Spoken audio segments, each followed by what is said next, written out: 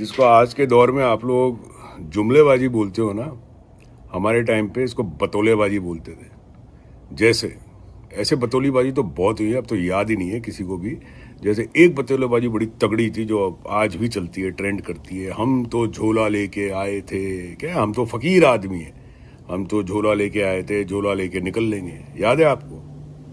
वो याद है नहीं याद है? वो पोस्टर, एक फोटो निकली थी जहाँ पे महामानव को इतना बड़ा दिखाया था और पुरुषोत्तम राम भगवान को इतना छोटा दिखाया था। महामानव उनका हाथ पकड़ के मंदिर में ले जा रहे हैं, राम मंदिर में, नए वाले में। याद है नहीं याद है आपको? मुझे तो तरस आता है यार अंधभक्तों में। वे जाहिल की जमात है ये तो यार, मैं तो शुरू से बोलता रहा हूँ, जाहिलों की जमात है।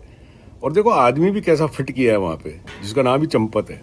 हमारे टाइम पे एक चीज़ और होती थी, जो पैसा लेके भाग जाता था ना किसी का, तो वो कहते तो चंपत हो गया, रातों रात गांव से बंदा चंपत हो गया। तो बंदा भी चंपत उनके सही जगह उन्होंने आदमी ढूंढा और वहीं पे फिट हो गया। मतलब आप सोचो, जिस जिस पे इनकी पूरी राजनीति टिकी हुई है, ये वहीं पे चोरी कर रहे हैं। अब सोचो यार आप, अभी कोई और चोरी कर देता है, समझो कोई और पार्टी होती, तो अभी तो ये लोग नंगे पुंगे सिलेंडर में बैठ के, प्याज के हार पहन के जंतर मंतर बैठे होते। याद है नहीं याद है आपको? याद है सिलेंडर आंटी का? याद है सिंड्रेला आंटी जिनको आप लोग बोलते हो?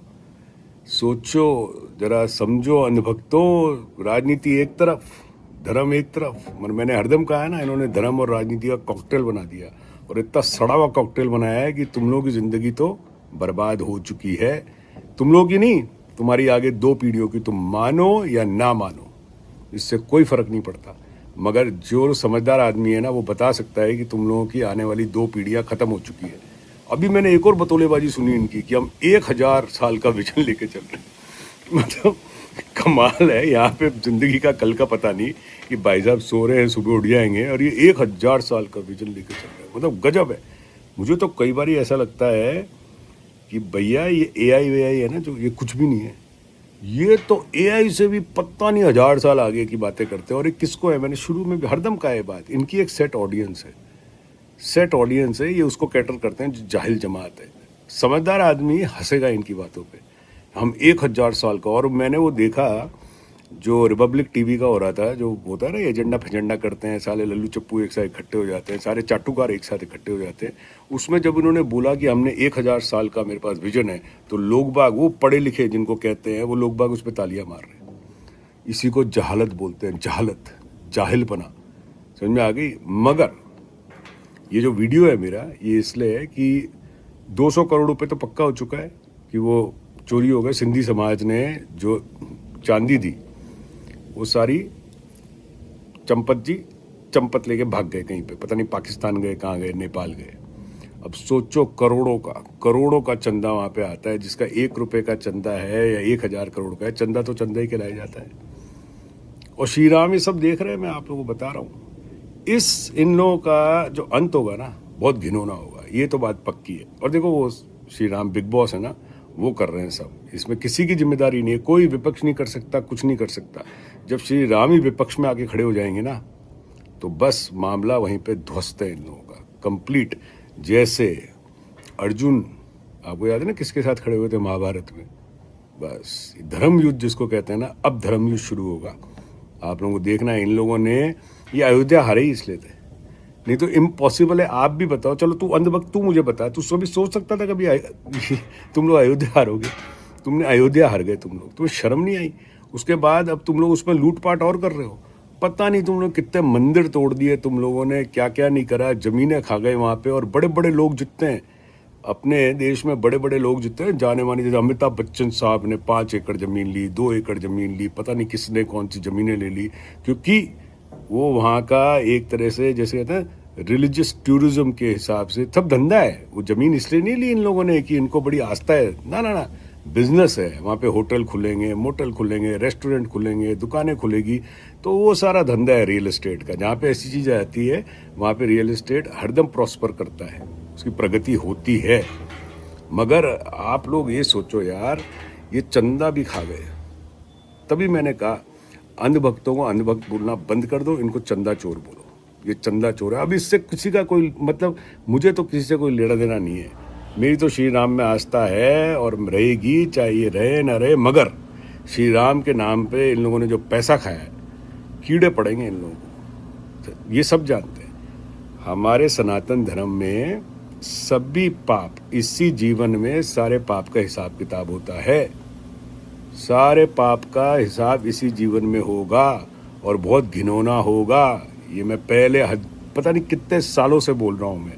और हर एक का पाप का घड़ा होता है, किसी का छोटा होता है, किसी का बड़ा होता है। इनका बड़ा था, अब 2024 के बाद इनका पाप का घड़ा बढ़ने लग गया धीरे धीरे धीरे धीरे। आप सोचो। अच्छा अनबक, तू मुझे बता यार, तू अगर श्री राम में तेरी आस्था है और अयोध्या के मंदिर, श्री राम मंदिर के अंदर चंदा चोरी हो रही है, क्या करेगा तू? बोल। ये बोलेगा ये तो कांग्रेस का है, ये है, वो है। श्री राम थे ना कि सिर्फ कांग्रेस के या भाजपा के? तुमने तो ठेका ले लिया था ना। श्री राम को ये भी पसंद नहीं आया मेरे हिसाब से, श्री राम भगवान को ये भी पसंद नहीं आया कि तुम लोगों ने उनके नाम का जो धंधा चलाया था, उनको ये ही डिडंट लाइक इट। और मैं बता रहा हूँ तुम लोगों को, तुम लोगों का जो अंत होगा ना बहुत घिनौना होने वाला है। और वो चंपत क्या नाम है, सही आदमी टिका है यार। आदमी सही डिपार्टमेंट में सही टिकाते हैं ये, मगर इस बारी सही आदमी नहीं टिकाया इन लोगों ने। पता नहीं कितने की हो रही है। वो भी बता रहे थे, संजय सिंह जी आम आदमी पार्टी के ही बता रहे थे कि 2 करोड़ 5 करोड़ की ज़मीन ली और 20 करोड़ की फिर उसकी बिकवाली दिखा दी, उसकी स्टैम्प ड्यूटी भी हो गई। एक और सबूत आ गया, संदीप चौधरी के प्रोग्राम में बता रहे थे। संदीप चौधरी तो उनकी तगड़ी चल रही है अभी, पूरी उनकी अच्छी तरह ये कर रहे हैं। मतलब संदीप चौधरी अपने प्रोग्राम में अच्छी तरह खिंचाई कर रहे हैं, कोई जवाब नहीं है उनके। सिर्फ संदीप चौधरी का प्रोग्राम देखो, आपको समझ में आ जाएगा ये लोग कितने पानी के नीचे हैं और कितने काइयाँ लोग हैं ये लोग यार। सोचो, चलो एयरपोर्ट भेज दिया, कुछ नहीं बोला। जनता भी अपनी ऐसी है, बोलती है एयरपोर्ट, रेलवे, ज़मीनें, खदानें, जंगल, फॉरेस्ट सब भेज दिया, मगर श्री राम का चंदा भी खा गए। मगर करोगे क्या तुम लोग इतने पैसे का? मुझे समझ नहीं आ रहा क्या करोगे। पीएम केयर फंड में अब उसका ऑडिट नहीं होता है, तो पीएम केयर फंड में अगर ट्रांसफ़र हो रहा है चंदे का पैसा तो उसका ऑडिट तो होगा नहीं, वो कभी पता नहीं लगेगा। सोचो, जिस देश के अंदर 80 करोड़ जनता सरकारी अनाज पे जिंदा है, वो क्यों है? समझ में आ रहा है आप लोगों को? वो इसीलिए है। हर नुक्कड़ पे, हर चौराहे पे, हर मोहल्ले पे इनके जैसे लोग बैठे हुए, जो खाने को कबाड़ने को रेडी बैठे हैं सबके सब। जो मंदिर को लूट ले, वो आपके घर को तो कब का लूट चुका है। तभी तो उन्होंने कहा था मंगलसूत्र, गाय भैंस, याद है ना? वो भी बतौलेबाजी। आपको मंगलसूत्र छीन लेंगे, आपकी गाय छीन लेंगे। भाई वो छोड़ो, मंगलसूत्र से श्री राम भगवान को ही, इन तो श्री राम भगवान के घर में चोरी कर ली यार। अब बताओ आपके घर क्या है? आपके घर की क्या औकात है श्री राम के समझो घर के अंदर? श्री राम के घर से ज़्यादा आपके घर की औकात है क्या? बता दो मुझे। नहीं है ना भैया। अंधभक्तों, तुम लोगों का कबाड़ा हो चुका है। मैं बहुत सालों से बोल रहा हूँ और अब अंत आ रहा है, बहुत नज़दीक है। तुम लोग कहीं के नहीं रहोगे, ये तो झोला लेके निकल लेंगे। तुम क्या करोगे? खाकी चड्डी पहन के क्या करोगे? खाकी चड्डी पहन के नंगे घूमोगे इधर उधर मोहल्ले में, भिक्षाएं मांगते रहोगे? क्या करोगे? सोचो।